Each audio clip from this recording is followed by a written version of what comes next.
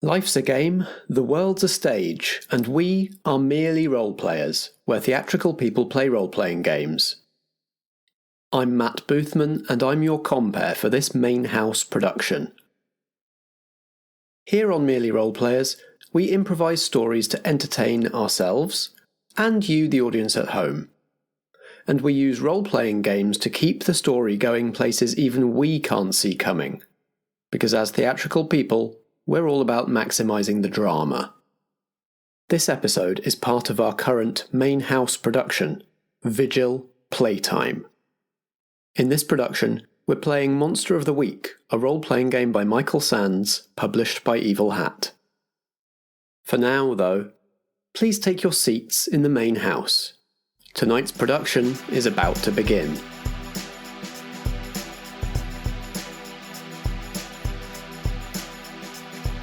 Vigil, a Merely Role Players main house production. Playtime, Act 5 of 5. I'm Dave and I play Mick the Mundane. Mick is Sheridan's favourite builder, but his life has been getting weirder since he dug too deep and hit a leyline. I'm Vicky and I play Renko the Flake. Renko is a doom agent on furlough who is assigned to Sheridan and is now convinced something significant is happening in town. Hi there, my name's Alexander Pankhurst and I play Graham the Summoned. Graham's just your average accountant who happens to be a demon and is destined to bring about the apocalypse. You know, just your regular, average stuff. I'm Ellie and I play Percy Byron, the Exile, a Victorian monster hunter and half-sister to Ada Lovelace. Percy tried to time travel to 1666 to stop the summoning of an apocalyptic demon, but something went wrong. And she's landed here in the present day.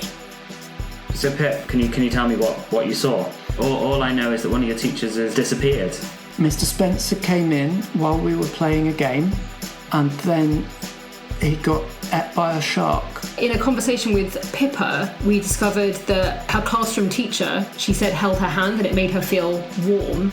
We should clean up the sharks, but we should also question this Miss Campbell. I take a nice long big drag of my cigarette and then just blow the smoke, and then you just hear this. But when you head back to the classroom, what do they see, Graham, now that the blowback from this spell going wrong has cut your glamour?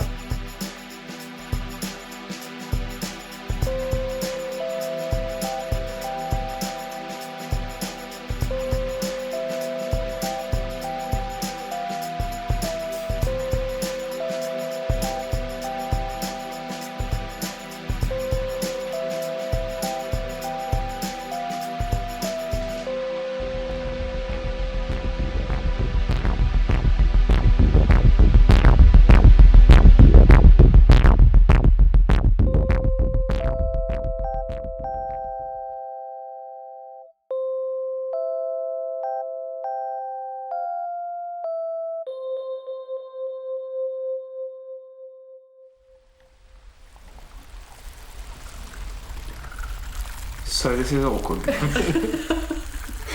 Graham doesn't look like Graham. Oh boy. Graham looks like a roiling mass of tentacles. Blah. Ooh, I hate tentacles. And they're kind of oily and black. There is a sheen to them all. And there's no sort of discernible head or legs. Oh, God. It's just like this constant writhing knot mass of tentacles kind of weaving in and out of each other. At which point the roiling mass of tentacles turns to you and goes, "What?" Immediate gut reactions?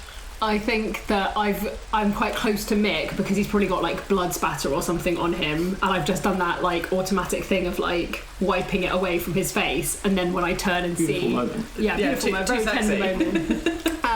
And when we both turn and see that coming in the door, we both just like grab each other, and then it's like a bit awkward. I reflexively grab my bow and aim an arrow at the writhing tentacle mass. Somewhere in your minds, you know that this is Graham because you've all seen him out of the corner of your eye, and like you associate the tentacle look. So it's not like you think this is like a new foe. But also, this is a massive shock, and you've never seen him like this, and it is very scary. Can I then, almost immediately as I've drawn it and aimed it at him, Percy then lowers her weapon, turns her back and goes, "Oh God, sorry." As if he's just walked in naked. Because he essentially has. Yeah. So I just go straight into very British. Oh gosh. Here, do you want this? And I sort of start throwing bits of like carpet at him to like, sort of try and let him cover himself up. Graham, your tentacles are showing. Jeez. Right. I'm so sorry. I wasn't expecting you to see me like this. And one moment. I'm going to need some more carpet. Yeah. And I'm also going to get in the back of the van. Get in the back of the van. Get in the back of the van! We've got this like tentacle thing. Put the overalls on. Yeah, you can't go on the roof this time. No, thank you. So I think it's probably gone midnight by the time you manage to clean up the classroom. Do we want to? I mean, we do want to see this teacher before school starts tomorrow, right? Or are we going to go to bed first? So Renko's filled us in, presumably. Yeah. We know we cannot let that teacher go into school and have contact with kids tomorrow, basically. Is there any way that the recently taking up smoking has alerted me to suspicions that something is slightly demonic about this? I think you would definitely make that connection. But also, the fact that he said that she'd been hoarse is weird. Okay. Because, like, you don't get that from cigarettes being a demon. Fire is your essence. It's not affecting your lungs. Yeah, it doesn't do anything. Don't even to have your any voice. lungs. No. I think that might be a flag for Percy, who's probably had a lot of experience of possession. Yes. That a change in voice or in habit is often a sign of someone being possessed. Red ram. Exactly. Yes, I think that's very logical. So do we stake out her house, and then when she leaves to go to school in the morning, snatch her? Put her in the back of the van with Graham. But yeah, that plan makes sense to me because also it's less risky than just going and like bombarding her house right now in the middle of the night, and we're all quite tired. Yeah. I think I'm going to do one last thing, which is I'm going to see if I can go and like hack into Mr. Longridge's email account and email the parents of all of the children on the list and tell them not to bring those kids to school. Or just to say school is closed tomorrow. Yeah. All right. I can guarantee his password is chamomile. Yeah, probably. Yeah. So you can get into the school building. He has left. Everybody is gone at this point. It's late at night now. But you can get back into the staff room. So I think roll plus cool to see if you can get in. Let's try. 7, 8. All you can make the system do is email all the parents. You can't be selective. Yeah. So you can send this message to all parents or none. Yeah, I'm going to send it to all the parents. I think I'm going to do a blast to say school's closed tomorrow, because that's ideal for us. Then we could be at the school waiting for her if we need to be. Or we could bring her to the school. Yeah. Who do you want it to come from? Like straight from Mr. Longridge? Yeah. Or like from the school email or the head? Yeah, I think it could just be like a... admin at. Yeah. And I will just say, like, further to Mr. Longridge's email of earlier today, we've decided to close the school tomorrow following the incident, etc., etc. Okay. Seems pretty legit, doesn't it? Yeah. Okay, thanks, bye, lol. Yeah.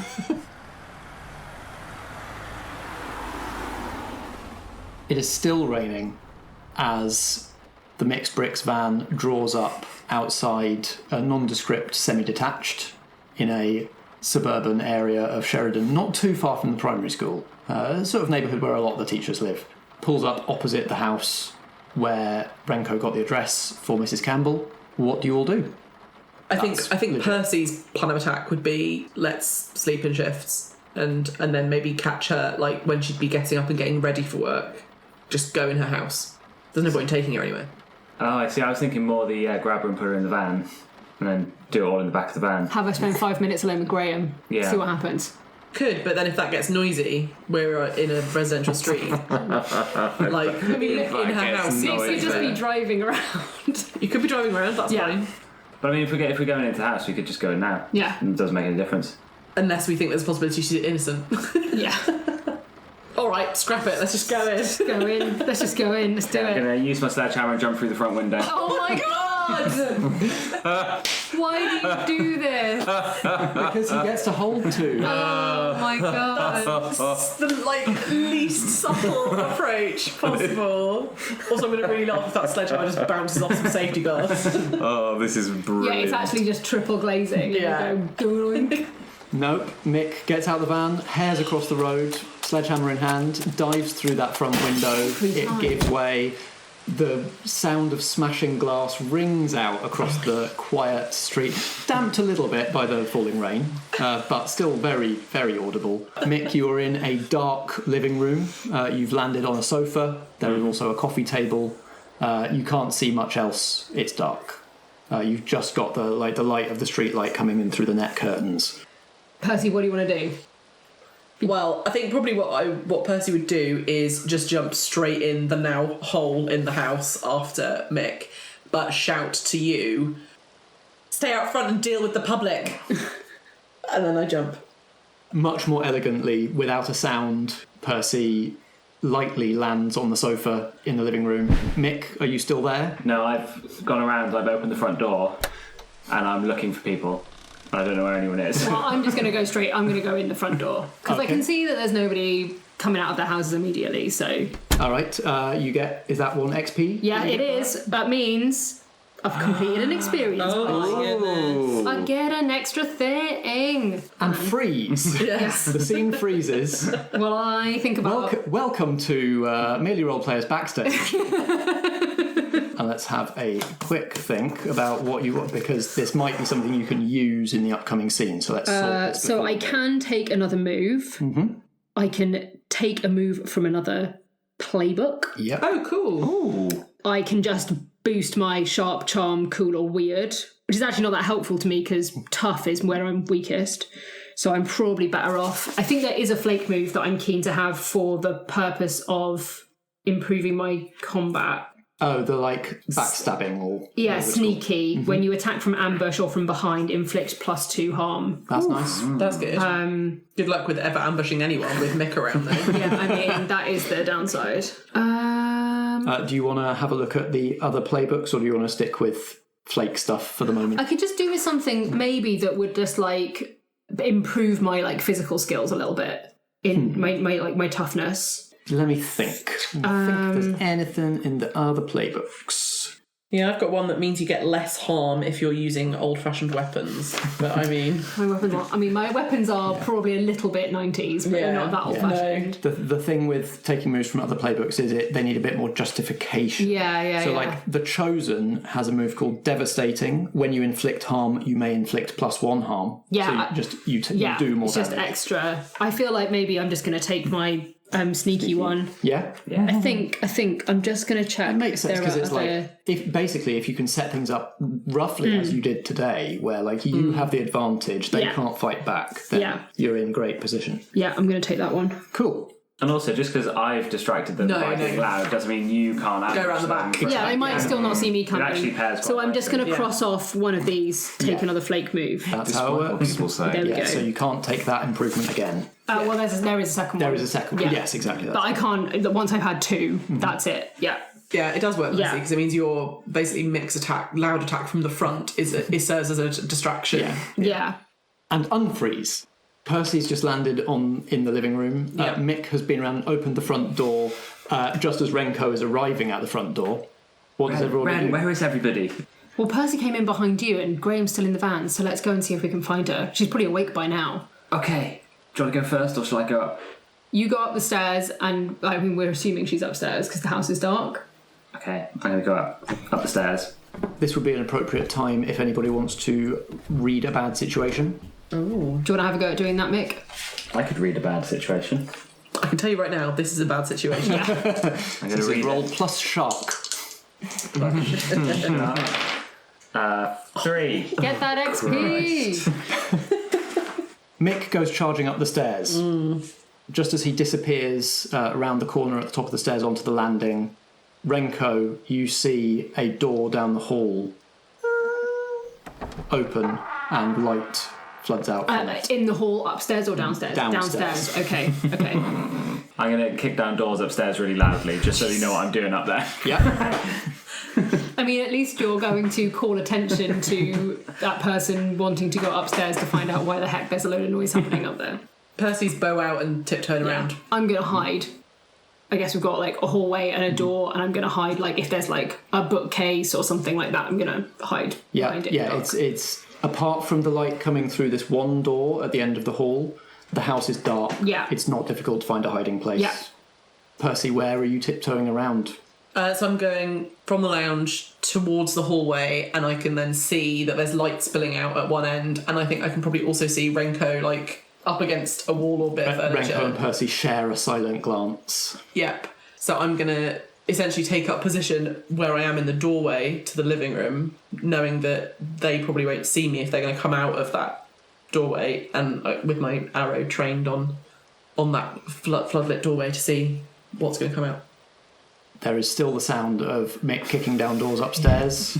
You hear the crash of something glass falling to the floor. I really hope she's actually some kind of demon, because otherwise it's going to be really awkward. Downstairs, there's nothing. There's no movement.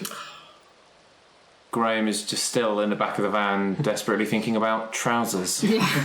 Focus on the trousers. They flicker into view, into existence, and then disappear again. Okay, I'm again silently communicate with my eyes with Renko to indicate that I'm going to head towards the door, and I head that way, still with my weapon drawn. Do you want to read about the situation as you head through? Yes, I think that would be smart. Yeah. Yeah. So roll plus shark. Okay. That's 11. Nice. I believe you hold 3 on read about situation. So yeah, as Percy creeps towards this open door, what would you like to know about the situation? Are there any dangers we haven't noticed? It's difficult. There isn't really an actual question. You're sort of focused on this door that has light coming out of it. Yeah. You're pretty sure that that's where any danger is. Okay. There's nothing else in the house that you need to focus on. That door is the thing.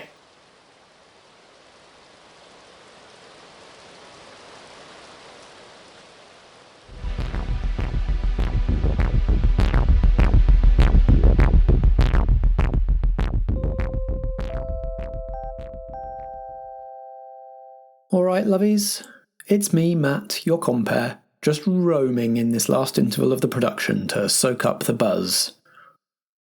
Yep, this is the final act of Playtime, but it's only the beginning of Vigil. We'll be back in February with another production set in Sherrydown, which will introduce 4 brand new characters played by Strat, Josh Yard, Natalie Winter and Chris Starkey. Before that, we've got our very first studio production. The studio is where we do one-off experiments with different genres and game systems, and our first one is a very silly superhero story told using Dr. Magnet Hands, a role-playing game by Grant Howitt that is designed to be played drunk. Next week we'll round off Playtime with a post-show discussion. Then we're taking the first week of the year off to give ourselves some breathing space, and then we'll welcome you into the studio for the first act of Dr. Magnet Hands on Tuesday the 12th of January. Now, just before I go and call beginners for our final scenes, Sherrydown Town Council have made it a condition of our residency that I read you this brief message one final time. Then perhaps it will be over, one council member said to me as they handwrote the same script for the 5th time. Sherrydown is twinned with Whispering Pines, the not-so-ordinary summer camp for those hazy days and chilled summer nights. Campers laughing, fireflies glowing, campfires crackling long into the night, and a gaunt, cruel monstrosity forever hiding just out of sight, always asking what you do next. You can find out more about Whispering Pines and meet its eccentric camp counsellors, played by me, Nat, Josh and Strat, in the Sleepaway one-shot, now playing on What Am I Rolling, a twice-monthly RPG one-shot podcast. Available on the What Am I Rolling website and wherever you find podcasts. First, however, please take your seats once again in the main house as we raise the curtain on Vigil, Playtime, Act 5 of 5.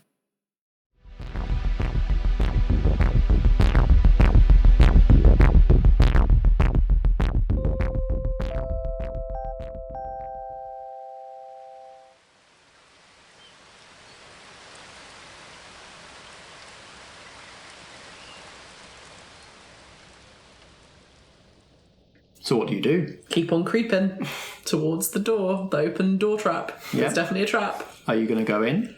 Yes. In what manner?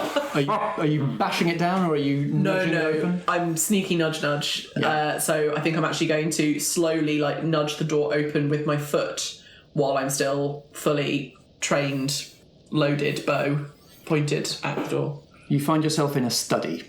Okay. Wood floorboards, bookshelves, and at the far end of the room, under a big window that looks out on the back garden, with the windows open on the rainy back garden, there is a desk. On the desk is a lamp with a red shade. And sitting behind the desk, facing you, is a woman with steel grey hair. Looks very dignified, but with the creases of laugh lines round her eyes and mouth.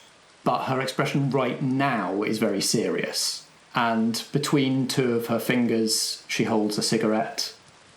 And as you nudge the door open, she exhales a cloud of smoke. Mm-hmm. Well done. You made it here quickly. Thank you. Kindly identify yourself. Oh, we'll meet soon enough. I feel like we're meeting right now. Oh, no. This isn't me. Right. Who are you? I'm offended that you don't recognise me. But perhaps you will when we meet again. It's been fun playing.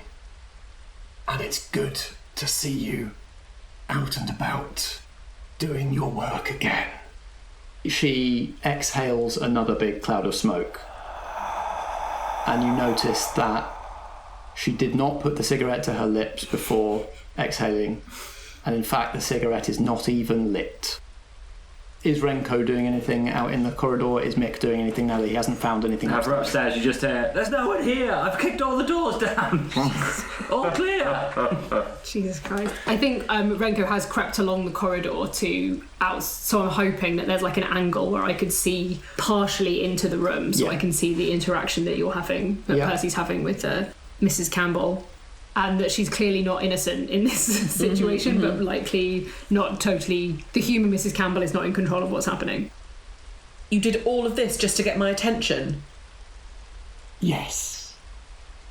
I knew you'd be returning around now. I thought I'd throw you a welcoming party to make you feel at home. Take good care of that. And she taps at her collarbone where you have resting at your collarbone an important pendant. My amulet. And then her expression changes. And she looks confused. And she coughs. I'm sorry. I couldn't.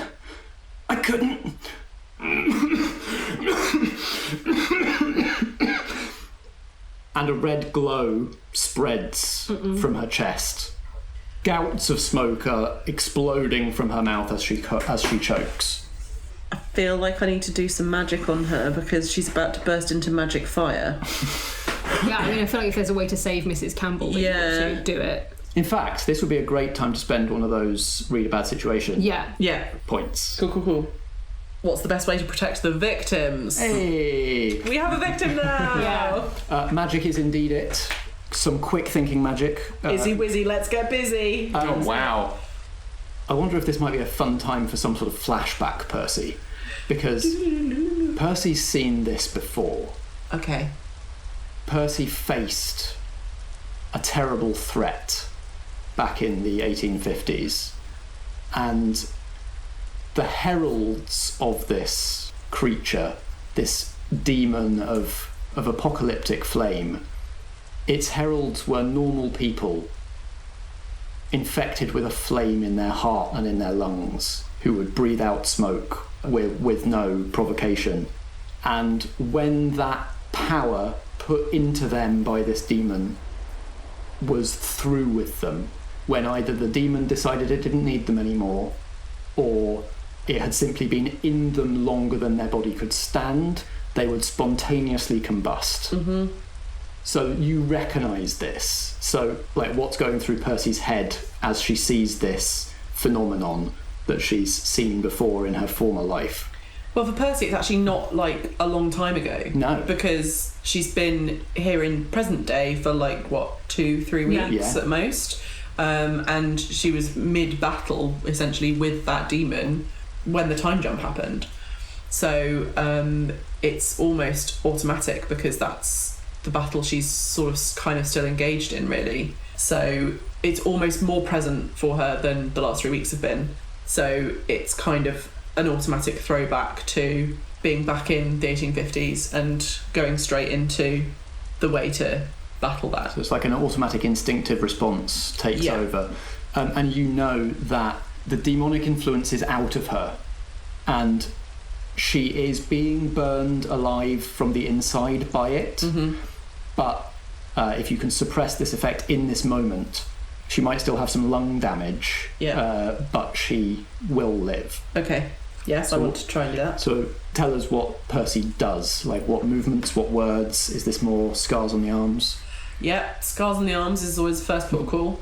And it is the most recent addition. So it's actually more like scab. It's not proper scar yet. Ooh. So she goes straight to that particular rune on her arm, traces it, and starts muttering a phrase over and over again. Okay, roll plus weird.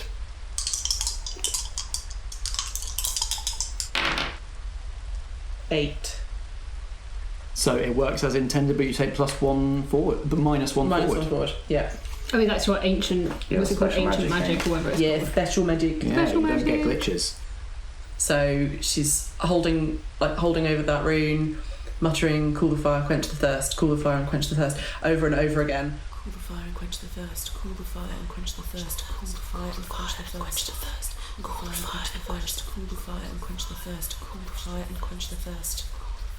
And then the air starts to shimmer as if above a car on a hot day, and there's a slight thrumming noise in everyone's ears, and then I stillness. think this is cool if you have to touch her for it to take. Ooh, okay. Love touching people. So you have to, Percy has to, as the spell takes hold and the air starts to thrum, and she feels the magic moving through her, she has to forge forwards towards this intense heat source. Yep. And reach out with that scarred hand and touch Mrs. Campbell and push that magic into her to displace the heat that is eating her from inside. Okay. Gripping her shoulder real hard. And I think it's physically painful. Makes sense. To channel that level of energy. And it's cold because it's combating heat. So you can see little icicles forming on Percy's eyelashes, and her teeth are chattering, and she's taking in air in short gasps, and all the hair, there's crystals of ice on. And that's your -1 forward. And is it it gradually subsides, or is it almost blasted out of her? It's this thrumming noise gets sort of more intense. It's not even a noise. It's like when there's really loud bass coming out of an amp and you can feel it inside you. It's that kind of thrumming, and everyone in the near vicinity can feel it. And that just gets sort of so intense it feels like it can't go on anymore, and then just stops really suddenly. And some of that frost has formed on her as well, and she slumps back into her chair, her teeth also chattering, and her eyelids flutter, and she seems to be sort of semi-conscious now.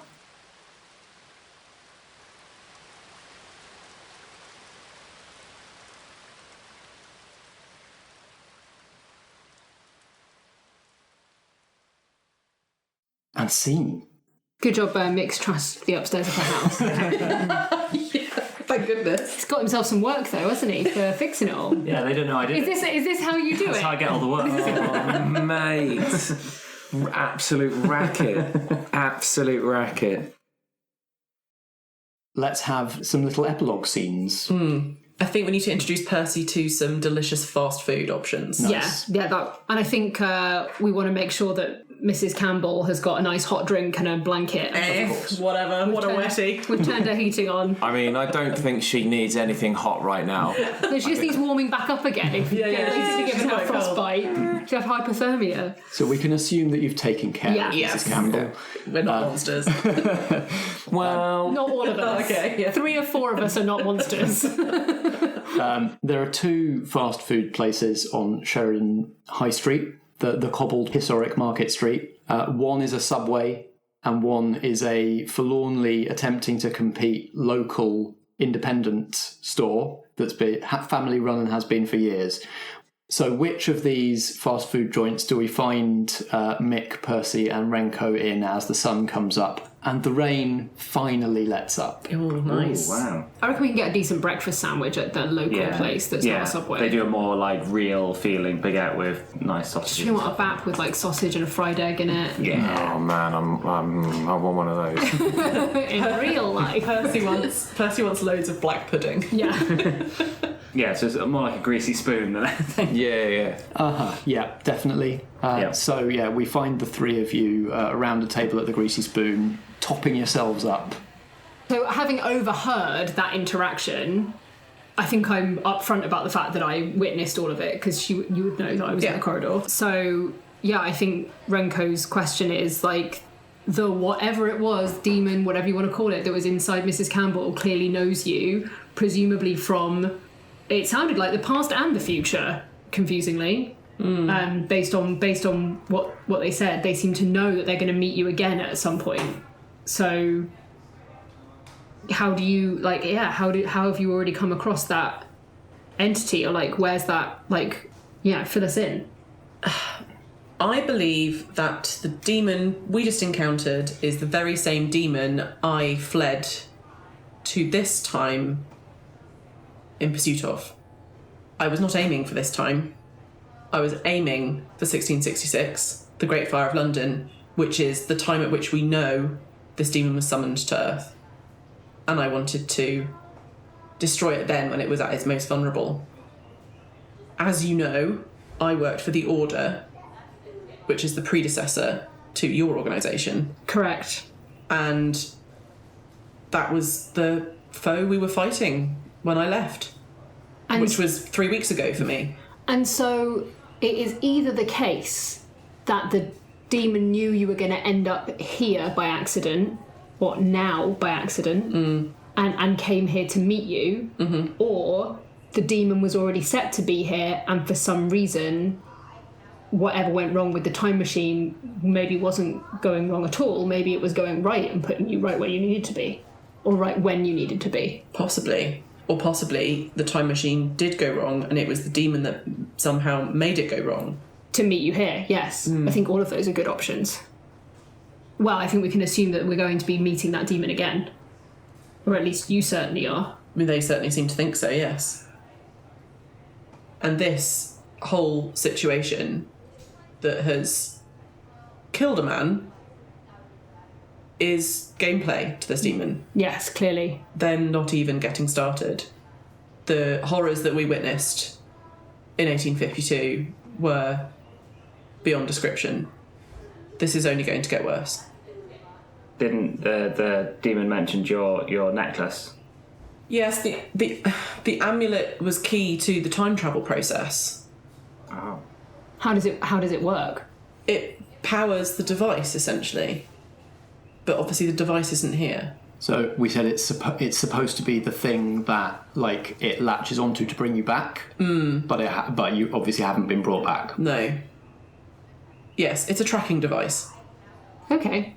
So I need to have it on me at all times if I have a chance of being brought back the same way I got here. But it hasn't. But whatever's supposed to happen to prompt that hasn't happened. Well, we now know that Ada, my sister, died the day after I travelled here, and she was the only one who could have used it to draw you back to 1852. Yes. Okay. So I don't know what happened in those few hours between me leaving and her death. I come to you with no answers. Yeah, only a lot of questions. Speaking of questions, when I was upstairs, I found this thing. What is that? I don't know. It's some sort of electric thing. I just thought it looked interesting, so I picked it up. What is it put it in made? my pocket. What's it made out of? It doesn't look. It's made of many things. Yeah, it's made of all like modern materials, but a hodgepodge of stuff. Plastics, metal stuff. It looks like all sort of stuff that you might find in like a recycling plant.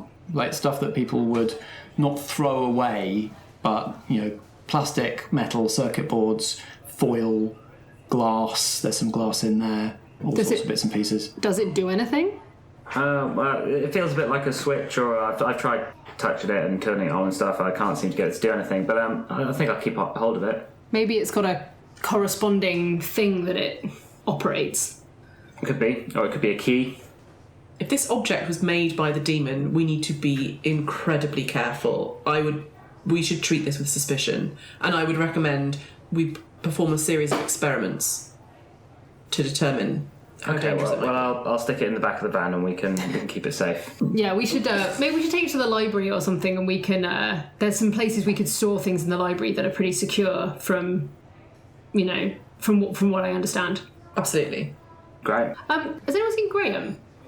I believe he's trying to get dressed, if you know what I mean. So we're going to pan to the back of the cafe, and there's a big red biffa bin filled with all sorts of detritus, old burger buns, just basically any sort of rubbish that has been produced by the cafe. There's a whole old, like, broken deep fat fryer in there. Amazing. Still partially full of oil. Like, they even bothered to empty it. That's just gone straight in there. And as you get slightly closer to the bin, you realise that something is in the bin. Very slowly, a sharply dressed man steps out of the bin and just makes his way into the cafe as if nothing has happened. Strawboater still on his side and still very much happy, but no longer a mass of tentacles. You're just like licking your fingers as well as you finish off whatever you... Because there's been some really interesting tasty morsels in there. Some of that grease was just... Oh my god. So good. Oh my god. As Graham comes into the cafe, sits down, gets out the scroll that has Mick's tax returns. Still circular, cyclical, one of those words. It's a circle of tax. Sits down and goes, so, these sustenance pouches, would this be one such instance of a pouch of sustenance? Yeah, sure, let's write it off. Seems fair. And scene. Curtain. Well done, everybody.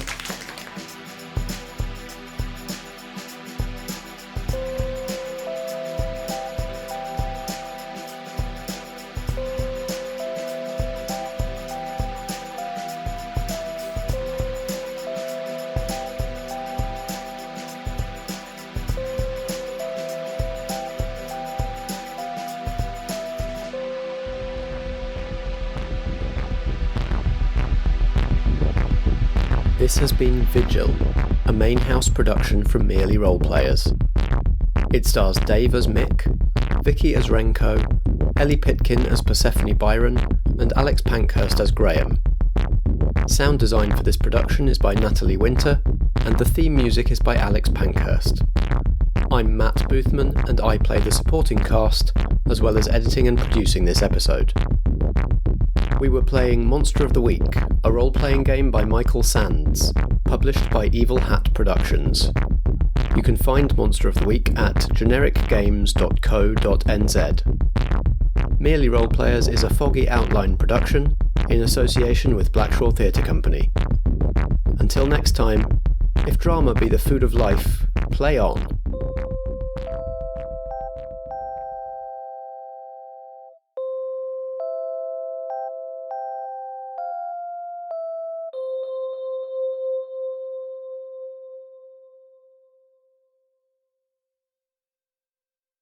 I can guarantee his password is chamomile. Yeah, probably, yeah. No, I think you'll find is what a wetting. Yeah, he's not self-aware. He doesn't know that, Alex. It's probably like sensitive guy 201. Yeah, sensitive lad 201. Well, he's Sensitive lad. Lad. because of his like man bun.